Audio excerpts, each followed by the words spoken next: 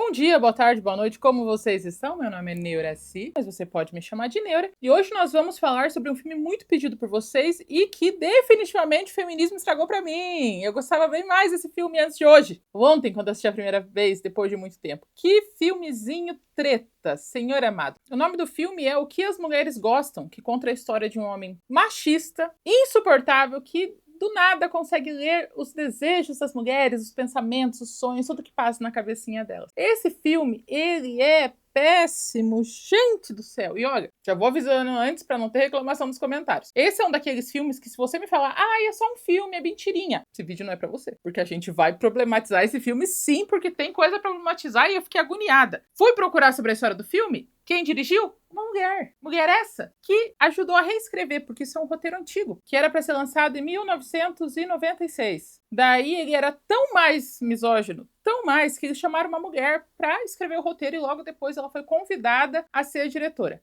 Mulher essa que escreve muita comédia romântica, mas assim, muita mesmo. Ela tem um senhor de currículo. Inclusive, ela escreveu o filme da Soldado Benjamin, que eu falei aqui pra vocês esses tempos atrás, vou por aqui. E ela ainda falou numa entrevista que esse filme tem muito da visão dela. Ela colocou na cabeça das mulheres coisas que ela pensa. E eu não tenho nenhum sentimento além de preocupação. Nenhum sentimento. Porque, olha, se a gente pensar só nisso, tamo a humanidade acaba, não tem o que fazer. O filme começa com a ex-mulher do nosso protagonista, o nome dele é Nick, é vivido pelo Mel Gibson, contando sobre como ele era um homem, eles chamam de man's man. É um homem que é, tipo, referência para outros homens. Ele é o alfa. E como ele passa por todas as mulheres sem se preocupar se tem alguma coisa acontecendo na cabeça dela. E ela tá contando isso se maquiando pro próprio casamento com um novo marido. Ela gasta 15 minutos da maquiagem para falar como o ex-marido dela é amado pelos outros homens e como ele era muito conquistador quando eles foram se casar, mas tudo é culpa da mãe dele. Por quê? Porque a mãe dele era uma dançarina de... A mãe dele não era necessariamente uma dançarina adulta, ela era uma vedete de show em Las Vegas. E ele cresceu a infância dele inteira rodeado por mulheres que eram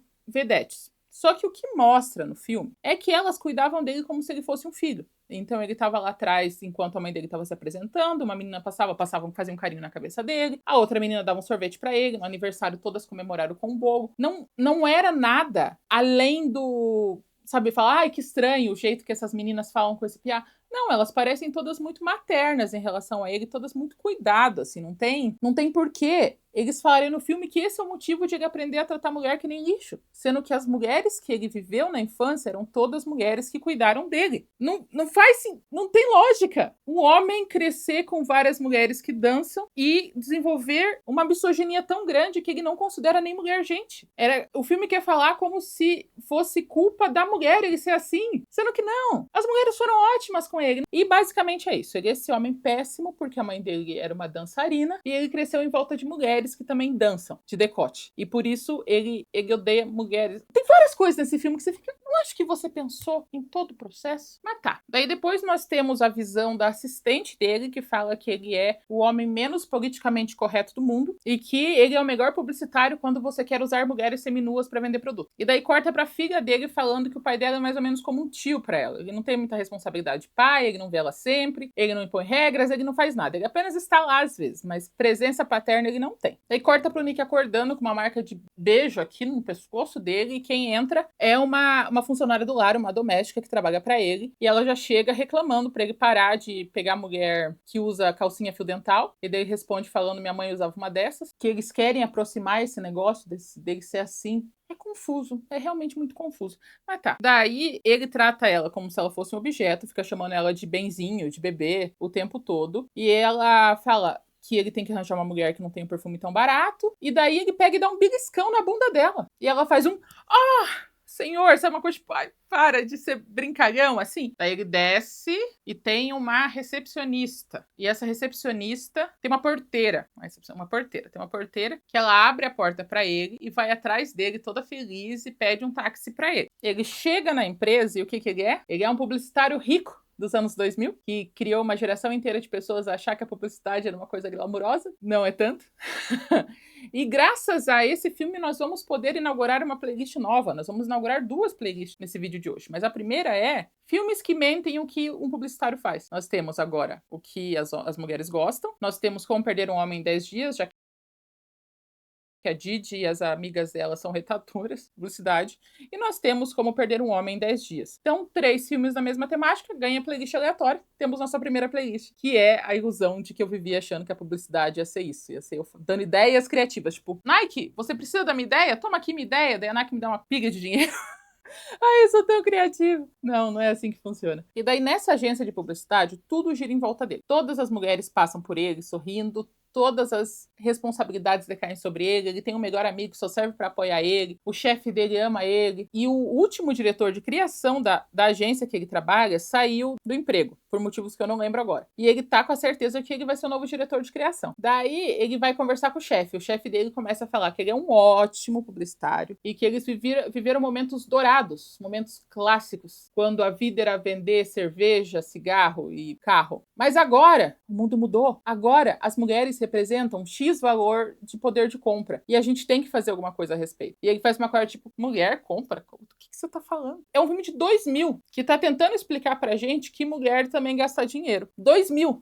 Eles estão conversando sobre como se a pesquisa inovadora que eles descobriram foi que a mulher que trabalha gasta dinheiro. E eles estão perdendo o lugar na publicidade porque eles decidiram focar só em produtos masculinos. E eles têm uma conversa que parece que é tão reveladora para os dois, tipo, imagina, mulher compra. Você acredita que mulher compra? Fascinante. E daí o chefe fala, pra gente não perder mais posições no ranking de agências, eu contratei uma mulher para ser a nova diretora de criação. O nome dela é Darcy e ela é ótima. Ela é realmente muito profissional o filme todo. Pena que ela tá lá para ser ferrada. E ela saiu de uma agência grande e tá indo para poder liderar esse caminho de pegar contas de produtos femininos. E o argumento do chefe dele é: desculpa, Nick, mas você só consegue entrar no meio das pernas dela. Você não sabe o que acontece na cabeça das mulheres. A gente precisa de uma pessoa pra isso. Corta pra ele indo pro casamento da ex-esposa pra buscar a filha. E, gente, o filme inteiro, o Mel Gibson parece que nunca bebeu um copo d'água na vida dele. Parece que ele nunca passou um hidratante no rosto. Você consegue ver, tá ressecado, o cabelo dele tá com a ponta seca. E eu tenho uma agonia disso, porque ele é um mocinho e parece que nunca foi apresentada água pra ele. Parece que ele escova o dente com cachaça. Parece que ele coa o café na vodka, sabe? Tá ruim aquilo. Nossa senhora, ele sorri assim, você vê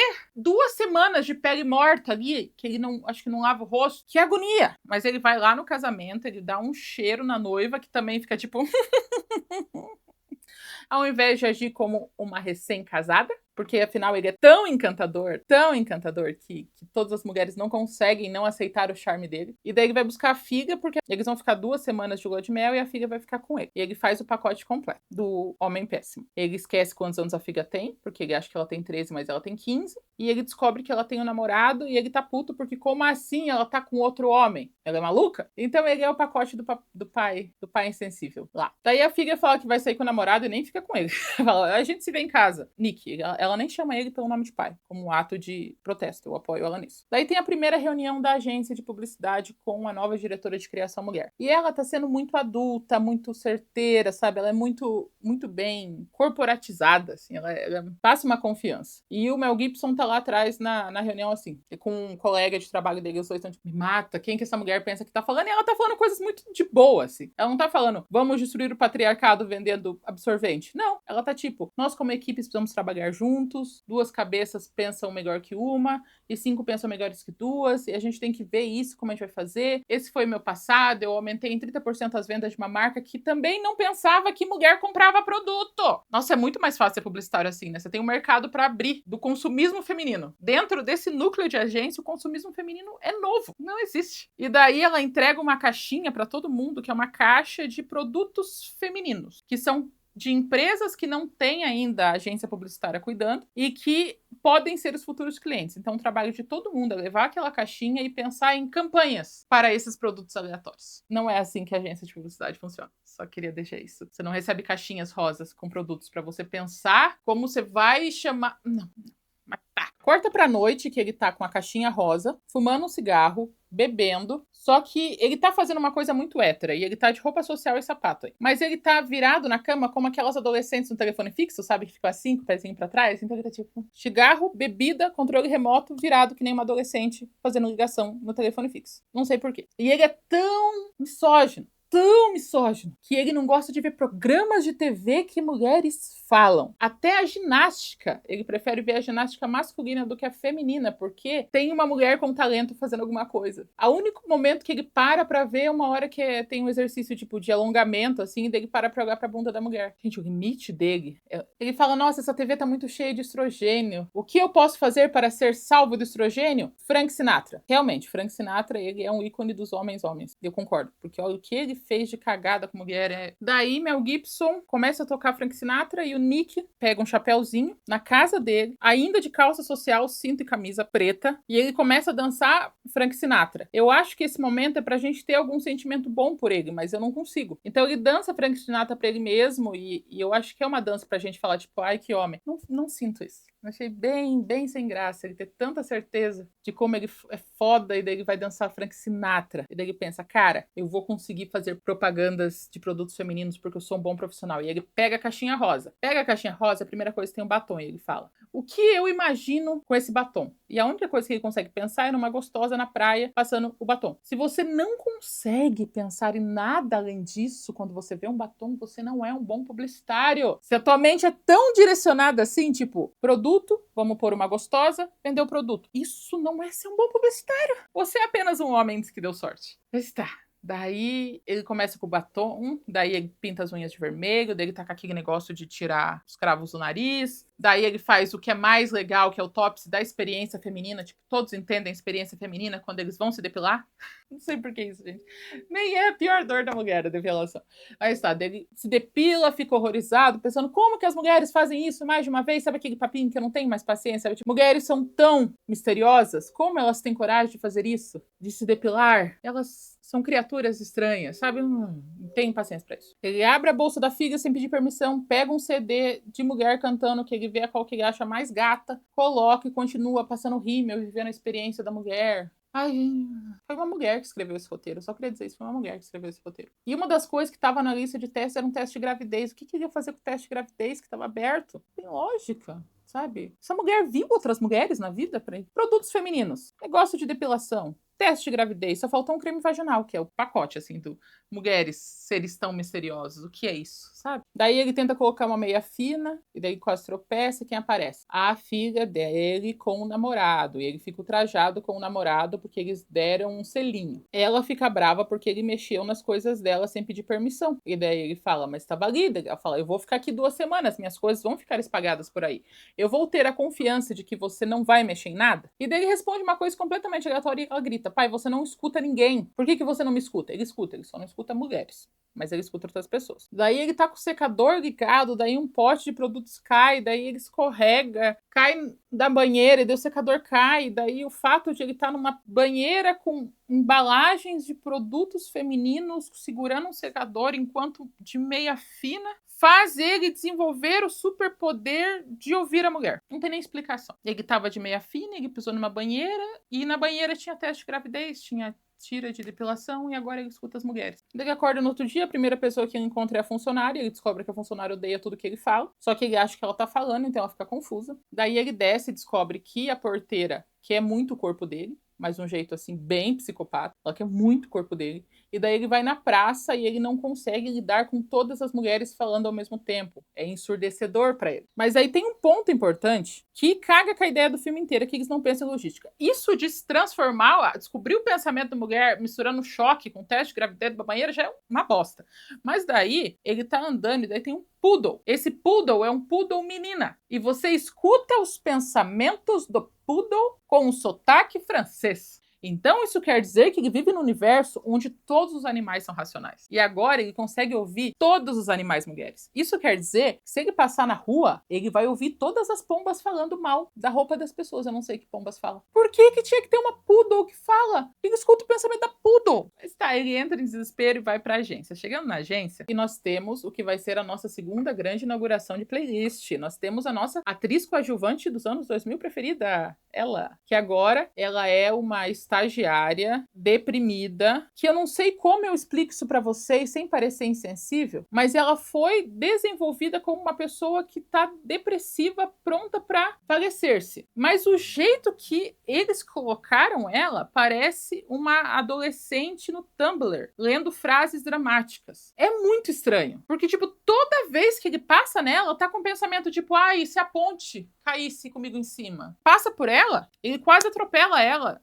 Ele fala, nossa, ele quase me matou, ele podia ter conseguido me matar. Ela só faz isso, não importa onde que ele passa, ela tá tendo um pensamentozinho desse tipo. Nossa, e se eu tentasse engolir uma colher? É só esse raciocínio na cabeça dela. É estranho, eu não sei explicar pra vocês, eu não quero que isso seja visto de uma maneira superficial. Tipo, ai, a Neura tá falando mal da moça depressiva. Não, a maneira como eles fizeram esse personagem é estranho. E eu não consigo definir muito bem por quê. Mas essa é a pira dela. Ela é coadjuvante e ela é depressiva. Ele vai entrando na agência, todas as mulheres que passam por ele têm alguma coisa a pensar sobre ele. O que é um grande problema, porque o homem já acha que o mundo gira em torno deles. E agora tem um filme que mostra que todas as mulheres em volta dele só tem um grande pensamento. Ele. Tipo, ele é uma presença tão absolutamente inesquecível que toda mulher tem alguma coisa a pensar sobre ele o tempo todo. Então ele passa por uma mulher que não gosta das piadinhas que ele faz, escuta a assistente dele falando que ela tem PhD, estudou numa faculdade muito importante, mas agora ela é assistente, por isso ela voltou na terapia. Tipo, elas não estão pensando em outra coisa. Mas se você perguntar pra mim ou pra alguma outra mulher, a gente dificilmente vai estar pensando em uma coisa só. Tipo, nossa, esse homem passou por mim, ele é péssimo. Beleza. Ao mesmo tempo, nossa, e daí eu vou fazer isso, isso, isso. Ah, eu tenho que fazer isso, isso também. Tipo, então ele passa pelas mulheres, todas as mulheres só pensam nele e nas consequências de ter ele coexistindo com elas. E daí ele tem duas, eu acho que assistentes, talvez secretárias, mas por que duas? Primeiro que parece que as duas são secretárias da década de 60, pelo estilo do cabelo e pelo jeito que elas se vestem. Elas não condizem com o resto dos outros funcionários, parece que elas estão em outra década. Segundo, elas veneram o chão que ele pisa. E quando ele tá lendo os pensamentos, elas não têm nenhum outro pensamento na cabeça. Então são duas mulheres adultas que se vestem como se elas estivessem no Mad Men, na década de 60, e elas não pensam nada além de como agradar ele. Sabe, tem um comentário que eu recebi faz pouco tempo. Tomara que você veja esse vídeo. Eu falei no vídeo da Barbie que cada menina tem uma experiência diferente brincando com a Barbie. Por isso que é tão difícil você fazer um filme que agrade a todos. E daí ela contou que ela tinha a Barbie que tirava a barriga e como ela tinha acabado de assistir Alien e ela achou fantástico, ela escondia insetos dentro da barriga pra quando saísse fosse como se fosse um alienígena, sabe? Sensacional pra você, eu digo. Tem uma parede aqui do lado que ela tem uns furos de tijolo, assim, porque saiu o reboco, e eu fazia de cemitério vertical pra baratas e insetos. Então eu fazia o velório e depois eu enterrava no cemitério vertical, que era a parede com os tijoguinhos. Eu fechava com lama, assim, sabe, pra ficar bem certinho. Eu fazia vários velórios. Mas aonde eu quero chegar com isso é que o homem não tem ideia o que tá na cabeça da mulher. Tem uma moça também que eu vejo TikToks dela que parece, ela mostra o que meus pais acham que eu tô brincando. E ela tá, tipo, brincando de casinha. Mas não, na verdade, ela é uma náufraga que precisa alimentar 6 crianças e precisa pedir esmolas para sustentar os filhos que saíram da guerra. Então, tipo, a gente não pensa só em hormônio, em homem e em outras mulheres. A gente é vasto e completamente absurdo nossos pensamentos. Inclusive, se você ver nos meus comentários, vocês vão adorar, porque é sempre uma coisa muito boa. Tipo a moça que falou que usava os bonecões pra serem monstros gigantes no universo da Barbie. Tipo Godzilla, só que é um bebezão. Genial, gente. Tudo isso pra dizer o quê? Pra dizer que a gente pensa coisas muito estranhas o tempo todo. Não é só tipo, estou servindo um café e pensando, nossa, como esse homem é bonito e pensa em mim. Ou ela tá andando na rua e pensando, nossa, será que essa saia está muito curta, muito comprida? O que vão pensar de mim? Não. Normalmente elas estão pensando em muitas coisas estranhas e diferentes ao mesmo tempo. Coisa que esse filme não mostra. Daí ele tá nessa primeira reunião agora com o superpoder de ouvir os pensamentos das mulheres. E a primeira coisa que ele faz é usar a ideia de uma das mulheres pra parecer mais inteligente que as outras. Ele escuta o pensamento e ele fala em voz alta. É a primeira coisa que ele decide fazer. Ele escuta as mulheres, a primeira coisa que ele decide fazer é usar isso contra elas. Pra pegar a ideia da mulher. E esse filme é pra ser interessante pro nosso público. É isso que eu não entendo. Ele escutou as mulheres, a primeira coisa que ele faz é roubar a ideia dela. Daí depois de roubar a ideia de uma mulher, ele chega em casa, a filha dele tá se pegando com o namorado de novo, e daí a gente tem aquela dualidade que eu nunca compreendi, que é tipo, nós somos homens honrados, de valor, machos, que nós sabemos o que a gente quer, nós somos ótimos para ser líderes, nós mandamos em tudo. A não ser que você chegue perto de uma mulher que eu sinto a necessidade de proteger. Daí os homens não prestam, daí eles são péssimos, não dá pra confiar em nenhum, e tudo que eles falam é mentira. Ou é uma coisa coisa ou é outra. Ou vocês, enquanto homens, se apoiam no conjunto e falam, a gente é muito top enquanto homem, ou vocês não falam nada, porque não dá pra fazer isso. Tipo, nossa, eu sou tão feliz como homem provedor, daí chega um outro homem e fala, esse homem não presta. Por quê? Porque eu conheço homem e homem não presta. Vocês entendem que não faz sentido? Ele tenta replicar o acontecido, então ele tenta fazer de novo, cair na banheira com um secador e não dá certo, e ele trocuta de novo, e daí ele vai pra fora na chuva, liga, coloca o secador de cabelo no ar e leva mais um choque, não adianta nada. O que me faz pensar que talvez esse filme todo seja o purgatório. Ele morreu na primeira vez que ele levou um choque na banheira. E agora ele tá vivendo o purgatório pra pagar todas as dívidas dele. Mas quem tá pagando é a gente. Mas tá, não dá certo. Então ele segue com esse desespero. Ele vai atrás da única pessoa que ele sabe que é de cabeça, que é a terapeuta de casal, que ele foi com a ex-esposa. E ele entra, ela já tá pensando, não acredito que você tá aqui, você não serve pra nada. Ele fala, ótimo que você lembra de mim. E daí ele fala pra ela, olha, eu consigo elementos. E daí ela fala, não consegue não, você é doido. Daí ele fala, você tá pensando isso? Ela fala, eita, que medo. Ela, uma mulher, olha pra ele e fala, você não tá entendendo. Freud morreu com uma única dúvida na cabeça, que é, o que as mulheres querem? Você pode resolver essa situação. Você pode ser a chave para que todos entendamos o que as mulheres querem. Ela é uma mulher.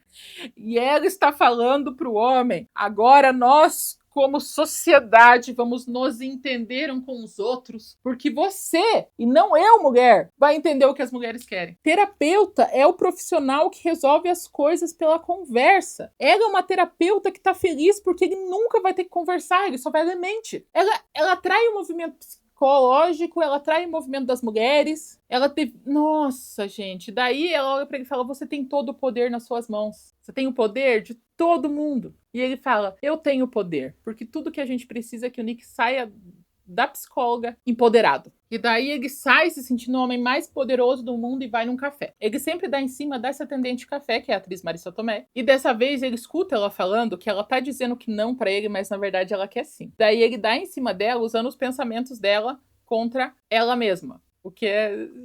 Eu acho engraçado que nesse filme ele é pra ele ser muito sedutor. Só que ele parece um tiozão. Um tiozão que passa do nível nos comentários, sabe? Um tiozão que é um pouquinho mais tarado do que é socialmente aceitável. Tudo que ele olha, o jeito que ele fala, eu tenho uma vontade de dar um tapa na cara dele. Deve ser também porque eu gostava mais do Mel Gibson antes de a gente descobrir que ele é um lixo de homem em todos os aspectos, né? Inclusive, se vocês gostam de animação, tem um desenho mais antigo na Netflix chamado BoJack Horseman, que é... Nossa, é vitória. Você precisa dar uns 5 episódios para você entender a dinâmica do desenho, que é estranho. Depois disso, nossa senhora, eu assisti umas 3 vezes. Eu já assisti ele em espanhol para aprender espanhol de tanto que eu já sei o que estão falando. Que é muito bom. E tem uma temporada que é basicamente uma grande piada com o Mel Gibson, de como ele pode fazer qualquer bosta e ainda ser redimido o tempo todo, não importa o que ele faz. Mas depois disso tudo, a gente fica com um certo nojinho dele. Mas aí ele consegue um date com a Marissa Tomei, que é Lola. E ele tá todo feliz porque ele tem um date e ele só precisou ler a mente dela. E daí ele tá na agência de publicidade e ele come saladas com as mulheres. E ele trata as mulheres com o mínimo, assim, mínimo de educação. Ele dá boa tarde. Ele conversa, escuta o que ela tá falando e responde de acordo. Isso faz com que todas as mulheres da agência olhem para ele como se ele fosse o salvador da pátria. Ele é um péssimo ser humano há 40 e poucos anos. Um dia que ele dá 3 bom dia para as meninas, acabou. Ele zerou. Ele é o próprio feminista. Daí depois de ele ser tipo o grande herói das mulheres, todas olham para ele com cara de... E ele sai, elas fazem... ele é tão fofinho. Todo mundo adulto, tá? Todo mundo adulto. Ele vai conversar com a chefe dele e ele rouba cada segundo de pensamento dela e fala antes que ela, fazendo ela parecer que é burra. Mas não, ela só estava pensando antes de falar e ele não deixou ela falar, porque ele falou antes. Inclusive, ele escuta do pensamento dela que ela está tentando correr atrás da conta publicitária da Nike na divisão feminina. Inclusive, é a que paga esse filme, né? Porque tem propaganda da Nike, olha, bastante. E ele fala pra ela que sabe da divisão feminina da Nike, ela pergunta como que ele descobriu, então ele parece uma pessoa super bem informada, e os dois meio que fazem uma aliança para entregar um produto para mostrar para a Nike para conseguir a conta da Nike para a agência. E é desesperador. Ela pensa, ele fala, ela chega para aprovar umas peças publicitárias, tudo que ela tá na cabeça ele fala. Isso é um filme de terror, gente. Ele tá literalmente roubando a voz dela, literal. Não é nem subjetivo. E daí, quando ele vê que ela tá achando que ele não é o pior ser humano da face da Terra, a filha dele liga pra ele e ele finge que ele tem um relacionamento com a filha. Então ele fala, oi, minha querida, como é que você tá? Porque ele tinha ouvido na cabeça da Darcy que ele não parece ser um cara que é pai de menina. E a filha dele tá respondendo ele muito mal educadamente, porque ela não se importa com ele, só que ele não tem falando, tá bom, filha, às 8 a gente se vê, querida, beijo, te amo, filha. Pra Darcy achar que ele é uma boa pessoa. Ele tá fingindo que ele é um bom pai, ele tá usando os pensamentos dela contra ela. Não tem arco de redenção. Não tem nada que você faça nesse filme que faça eu gostar desse homem. Não tem nada que faça esse homem se redimir na minha frente ou na frente de alguém, já que ele tá literalmente roubando a voz das mulheres. A filha ligou para perguntar pro pai se ela podia levar umas amigas para posar lá na casa deles. E ele chega lá e ele escuta o pensamento da filha e das amigas. E daí ele usa isso também para parecer que é um bom pai, prometendo levar ela para provar o vestido da festa de formatura, oferecendo comida, já que ele não pensou que talvez as meninas estivessem com fome, então ele não deixou comida. Ela fala, nossa, esse pai aí que não tem uma comida em casa, daí fala, peça uma pizza. E dela fica, meu Deus, esse pai é o melhor pai do mundo, porque ele ofereceu comida para nós. E ele parece que se importa ligeiramente com a filha. À noite ele tem o date com a Marissa Tomei, do café. E ela tá super iludida com ele, porque ele é a pessoa mais sensível em contato com os próprios sentimentos, que beija bem, que se importa com ela, que ela conheceu na vida, tanto que ela quer finalizar o ato com ele de primeira, assim. E ela falou, mas eu deveria esperar, porque eu sou uma mocinha do bem. E daí ele olha pra ela e fala, a gente pode esperar se você quiser. E isso faz ela ficar tipo, oh, ele quer esperar, isso quer dizer que eu quero agora. Começa o vucu-vucu deles lá, e não é bom. Então a gente descobre que ele não é bom nisso. Mas daí ele escuta o que ela tá falando e daí ele faz o negócio direito. E ela fica completamente encantada e ela fala coisas que nenhuma mulher falaria. E ela pensa coisas como nenhuma mulher pensaria. Porque ela tá, tipo, deitada na cama, daí na cabeça dela ela tá falando: senhoras e senhores, se preparem, porque o Nick é um deus do sexo. E ele tá todo tipo, eu sou um homenzão, eu sou um fodão, eu sou o grande comedor agora, eu trago prazer para as mulheres. Só precisava ouvir o que elas queriam dizer, desde que elas não falassem para mim. E agora que ele tem todo o poder, agora ele sabe que ele pode ser um deus do sexo, ele pode fazer a filha dele gostar dele de verdade, agora ele vai em lugares que tem mulheres, ele vai na yoga para ouvir o que elas têm a dizer, sem ouvir, ele vai fazer a unha, ele vai correr para ouvir o que as mulheres têm a dizer. Ele nunca se importou com nenhuma delas. Agora ele tá 200% focado no que elas têm a dizer, desde que elas não falem para ele. Vocês lembram que eu falo para vocês sempre sobre ser muito importante da mulher não querer as coisas nos filmes? Tem que ser sempre contra a vontade dela. Então ela tem que ser convencida a gostar do rapaz. Ela diz não, não, não, não, mas o não significa continuar tentando. Ela pode ser vista como bela, mas ela não pode se sentir bonita. Ela pode ser atraente, mas não porque ela se esforçou para isso. É porque ela nasceu assim. Ela gosta de um rapaz, ela tem que não gostar dele. Porque se ela gostar do rapaz, ela vai estar querendo demais e daí não. Então a pessoa que ele tá sempre interessado é a menina que não se importa com ele. E nesse filme eu acho que é o ápice disso. Porque, tipo, eu quero ouvir muito o que você tem para dizer como mulher, desde que você não queira me contar. Eu vou ser muito feliz em invadir seus pensamentos e arrancar o que você pensa à força. Eu não quero ouvir você falando, eu só quero ouvir seus pensamentos. Todo esse problema, tipo, o que as mulheres querem? Era só falar, mulher, o que você quer? E daí você anota e faz uma média, sabe? Você acredita no que ela tá falando? Tipo, eu quero isso. E daí a pessoa fala, é isso que você quer, não. Não, mulher não quer isso, não. É tipo quando a gente fala, e beleza, não é tão importante assim. Daí vem alguém que fala, é claro que é importante, você não sabe o que você tá falando. Não, porque mulher é assim, mulher gosta de bandido, mulher gosta de cara ruim. Daí a gente fala, não, a gente não gosta, a gente gosta de pessoas que pareçam boas deles. Não, você tá errada. Eu conheço. Eu passo por isso o tempo todo. Você que é mulher não vai saber o que você acha. A única maneira desse filme conseguir se comunicar com as mulheres é forçando a comunicação. Isso é a base da comunicação violenta, né? Você invadir a mente de outra pessoa é comunicação violenta. Bem violenta. Porque ele se aproveita disso para conseguir mais dinheiro, mais status, para as pessoas gostarem mais dele. Treva, viu? Treva. Daí o Nick apresenta a campanha que ele criou para Nike, de visão feminina, toda baseada em pegar os pensamentos das mulheres sem elas saberem. E ela acha muito legal a campanha, porque realmente fala com as mulheres, porque ele ouviu as mulheres, né? Ela fala, cara, que campanha legal, nossa, sensacional isso.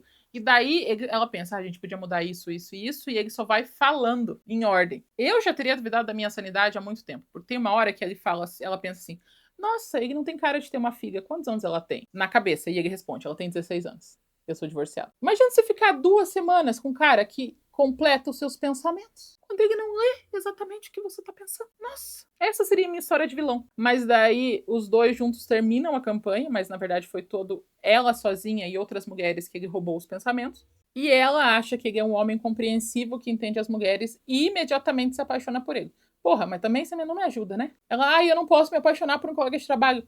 Vocês trocaram 10 palavras. Ele era um babaca, e daí ele trocou 3 palavras parecendo um humano com você e você ficou desse jeito. É difícil assim. É complicado isso, sabe? E daí, naquela mesma noite, os dois ficam trabalhando até tarde, primeiro em lugares separados, daí juntos. E na cabeça dela é uma criancinha chorona. Ela tá tipo, meu Deus, me ajuda, o que eu faço? Eu não sei o que fazer, eu não sei o que eu tô fazendo aqui. E daí ele se oferece pra ajudar. Ela por fora tá dizendo que não, mas por dentro ela é uma criancinha assustada. Por que ela tem que ser uma criancinha assustada? Ela sabe o que tá fazendo, ela é uma boa profissional. Por que ela tem que estar com esse medo secreto pra ele ir lá e salvar ela? E daí eles têm um momento de estamos trabalhando juntos. E no outro dia tem 15 minutos de montagem dele escolhendo o vestido com a filha. Esse filme tem 2 horas. A gente não precisava ver por 15 minutos ele e a filha experimentando vestidos. Até porque isso não acrescenta muito pro contexto. A única parte que acrescenta é o final, quando ela fala, escolhi o vestido que eu vou perder minha virgindade com ele. E daí ele cai pra trás. Isso poderia acontecer em 3 minutos. Não tem porquê ser tão longo. Esse filme, ele é muito longo. Ele é bastante longo. Você sente as horas passando. Tão longo que ele é. E daí à noite o Nick tá comendo é um biscoitinho de arroz, assim. Ele tá assistindo programas que mulheres falam.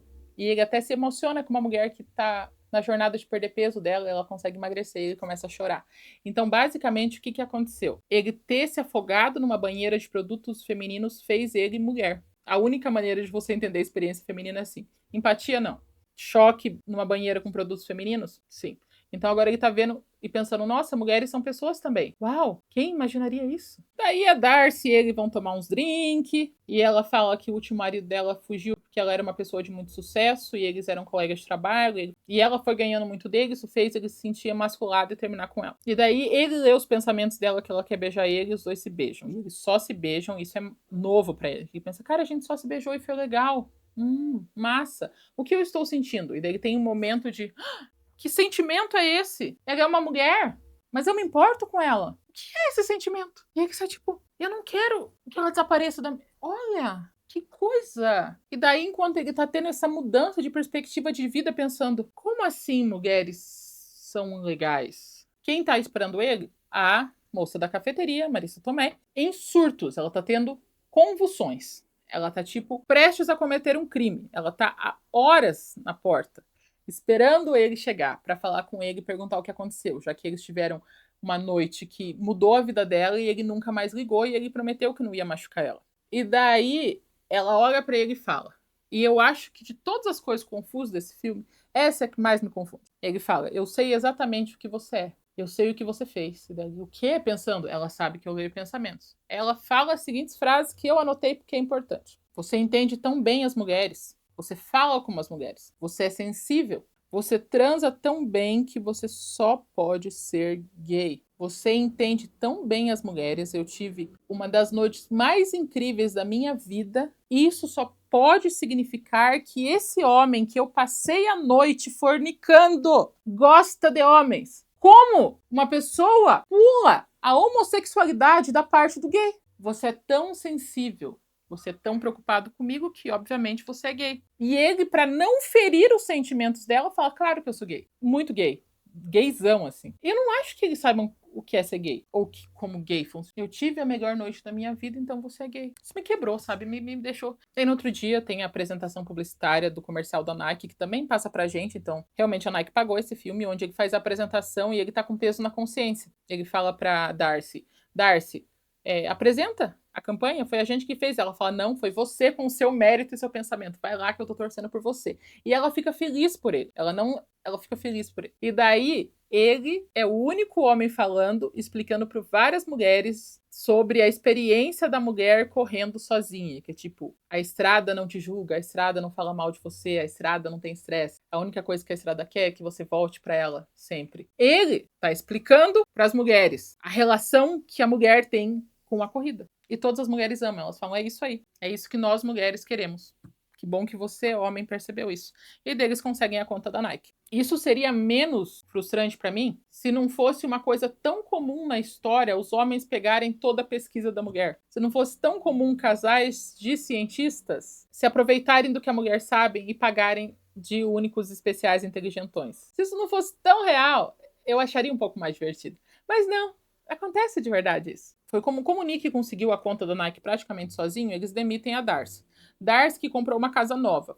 Entrou na empresa e comprou uma casa nova. Isso não é inteligente. Então ela já vai ter que vender a casa nova que ela comprou. Ela fala: vou ter que vender uma puta casa, assim, com 2 andares. Ela não tem um planejamento financeiro, o que é preocupante. E daí, naquele mesmo dia, a coadjuvante depressiva não vai trabalhar e ele vai atrás dela. Porque ele lembra que ele ouviu ela falando todas, 100% das vezes que eu ouvi ela falando, ela estava tendo uma piadinha interna sobre autofalecimento. Então ele fala, não é bom que ela tenha faltado. E ele vai atrás dela na casa dela. No caminho, ele encontra uma oriental mística. Eu não sei o que significa, gente. É uma oriental, ela tá no meio da rua com um guarda-chuva, ela olha pra ele e aponta pra uma casa, ele olha pra ela aponta de novo, e quando ele olha pra trás, ela não tá mais lá. E daí cai um raio e ele para de ouvir as mulheres. Talvez a oriental mística seja a causadora disso, mas ela só aparece uma vez, ela não fala uma palavra, ela desaparece. E agora ele perdeu o poder de ouvir as mulheres. Chegando lá na casa da nossa coadjuvante preferida, ela não tá cometendo nada, mas ela já escreveu uma carta. Ela escreveu uma carta e daí ele fala pra ela que ele sentiu uma vibe meio de morte dela,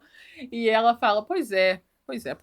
Foda. Daí fala, eu quero te dar um emprego, você não quer ser minha redatora? Venha ser minha redatora. Porque ela não foi redatora porque da última vez ela queria ser e ele ignorou ela. Então ele tem esse peso na consciência. Então agora que ele salvou a moça do autofalecimento, ele vai tentar ligar para a Darcy. Darcy está no banho e não escuta a ligação. Então, vocês lembram que ele tinha uma filha, né? Então, ele também esqueceu. Porque quem liga para ele é a esposa dele, que tá num cruzeiro, falando que a filha dos dois ligou para ela porque ela está em desespero na festa de formatura que ele esqueceu que ia acontecer. Então essa menina de 15 anos estava sozinha em casa, ela se arrumou sozinha, ela foi sozinha para a formatura. Lembra que ele estava preocupado com a pureza dela? Esqueceu, na hora, assim, imediatamente. Foi tipo, ele jogou pro lado e esqueceu. Daí ele vai atrás da filha e pela primeira vez ele escuta a filha. E eu digo a primeira vez na história do relacionamento deles, porque até ações espontâneas sobrenaturais do universo fizessem ele escutar os pensamentos dela, ele nunca cogitou a ideia de ouvir ela como pessoa. Então, ela fala, pai, eu achei que eu tava pronta, mas não tava. E ele fala, ai, filha, você é ótima. Você é tão mais inteligente que eu. E isso faz ela ficar feliz, porque é o máximo de relacionamento pai e filho que ela já teve na vida. Então, foi tipo um avanço de 200%, porque pela primeira vez ele ouviu o que ela estava falando e respondeu de acordo. Ele leva a filha dele para casa, como um pai que agora ele é, coloca ela para dormir e vai na casa da Darcy. Chegando na casa da Darcy, ele fala para ela, eu te sabotei. Dei um jeito de descobrir todos os seus pensamentos e usei todos eles contra você, porque eu era um homem pequeno, vazio e triste que não conseguia lidar com o seu poder, a sua fodeza, como seu outro marido. Mas eu te amo pelo que você é. E eu te acho top em todos os aspectos, até falando você é incrível. Quando você é uma boa líder, você também é legal. Eu aprendi recentemente que mulheres têm pensamentos e esses pensamentos são interessantes. Eu consegui seu emprego de volta, porque você fez tudo isso. Eu só roubei de você. Tudo. E eu te amo. Qual parte que ela escuta direito? Dela fala, se eu conseguir meu emprego, você está demitido, já que você fez tudo isso. Mas não deixe que uma demissão faça você desistir desse amor nosso. Porque ele fala assim, eu vim aqui para te salvar, mas percebi que quem precisava ser salvo fui eu. E dela fala, que cavaleiro com armadura eu seria se eu não salvasse o meu amado? E os dois se beijam e o filme acaba. Eu preciso dizer que a Darcy precisa escolher melhor os machos dela, porque é o segundo machista que vai se sentir inferiorizado com o poder dela daqui a pouco. Daqui a pouco. Mas tá, esse é o filme. Eu odeio esse filme. Eu odeio o Mel Gibson. Eu odeio o fato de uma mulher que escreveu um monte de comédia romântica interessante escrever e dirigir esse filme e não pensar que tem nada estranho nele. Mas é isso. O que vocês lembravam desse filme? Conta pra mim nos comentários. Não se esqueça de curtir meu vídeo, se inscrever no meu canal se você não é inscrito, me mostrar para alguém, ver a minha descrição. Temos grupo no Telegram que tem quase 1000 membros e sem treta. Eu amo meu grupo. Nós somos incríveis no Telegram. E a gente se vê na próxima semana ou a qualquer momento. Esqueci de 2 coisas. Peraí. Primeira coisa, a minha roupa. Não tem nada a ver com nada. Todo mundo usa preto. Não sei o que eles queriam com aquilo. Segunda coisa. Atualizações da mascote. Ela tá enorme. Ela tá enorme e ela ainda se faz de boa pessoa na frente de vocês. Você se faz, né, filha? Porque ela é louca. Doida. Por que você se faz na frente dos outros? Pra gente achar que você não gira que nem um peão quando a gente coloca. Olha o tamanho que ela tá. Tá pesada. Por que você tá de costas, meu bem? As pessoas querem te ver. Assim. Isso. Agora sim. A gente se vê. Ó. A gente se vê na próxima semana. A qualquer momento.